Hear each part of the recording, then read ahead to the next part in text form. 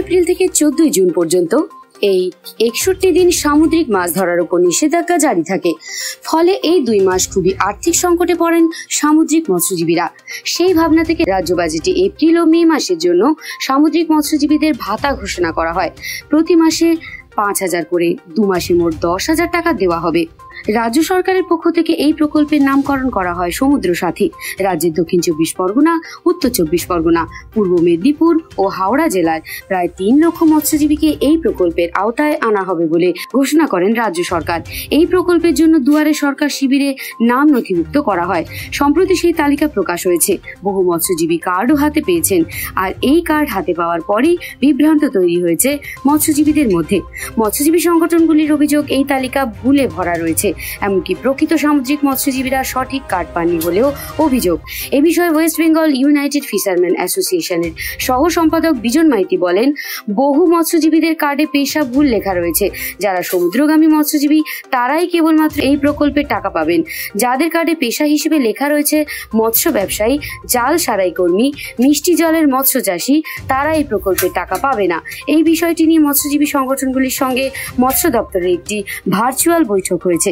দপ্তরের আধিকারিক জানিয়েছেন, মৎস্যজীবীদের অনলাইনে আবেদন করার জন্য এবং সেই আবেদনের কপি নিয়ে বিডিও অফিসে জমা দিতে। তবে এখনই কোনো মৎস্যজীবী টাকা পাবেন না। নির্বাচন শেষ হয়ে গেলে তবেই টাকা পাওয়ার সম্ভাবনা রয়েছে। যদিও মৎস্যজীবী সংগঠনগুলির পক্ষ থেকে মৎস্য দপ্তরের সচিবকে আবেদন করা হয়েছে মৎস্যজীবীদের এই সমস্যার সমাধান করে প্রকল্পের টাকা দেওয়ার জন্য। আমরা আমাদের মুখ্যমন্ত্রী আমাদের ফিশারম্যানদের জন্য সমুদ্র সাথী প্রকল্পটা চালু করে এবারে ঘোষণা করেছে। কিন্তু ব্যাপারটা কী হয়েছে, যারা মৎস্যজীবী মানে সমুদ্রগামী মৎস্যজীবী, ট্রলারের শ্রমিক কি মেরিন ফিশারম্যান, তো ওরাই পাবে।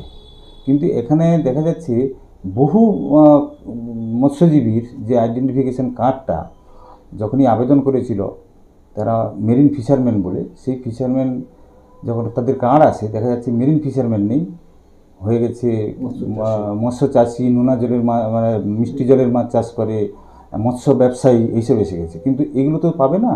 মুখ্যমন্ত্রী ঘোষণা করেছিলেন যারা সমুদ্রগামী মৎস্যজীবী তারাই পাবে। কিন্তু বহু ফিশারম্যানের কার্ড কিন্তু এইভাবে ভুলভাল হয়েছে। আর এবং যাদের সঠিক আছে তো তাদের আমাদের মৎস্য দপ্তর আমাদের অ্যাসোসিয়েশনগুলোর সঙ্গে একটা ভার্চুয়াল মিটিং করেছিল প্রায় মাস 3 আগে। মিটিং করে আমাদেরকে একটা ইনস্ট্রাকশান দিয়েছেন, যারা মৎস্যজীবীরা যাদের কার্ড আছে, যারা সমুদ্রগামী মৎস্যজীবী, তারা অনলাইনে আবেদন করবে। তো এই আবেদনটা করার পরে যে হার্ড কপি, ওই হার্ড কপিটা এফিও বিডিও অফিসে জমা দিতে হবে। তো আমরা জিজ্ঞাসা করেছিলাম যে তাহলে ওরা আমাদের যে ব্যান পিরিয়ড যে 2 মাস, এই 2 মাসে কি আমাদের ব্যান পিরিয়ডে পাবে? তখন আমাদের অফিসাররা বললো না, আফটার ইলেকশান ছাড়া হবে না, এখন হচ্ছে প্রসেসটা করে রাখুক। এবং যাদের ভুল আছে কার্ডে তাদের হচ্ছে তারা আবেদন করতে পারবে আফটার ইলেকশন।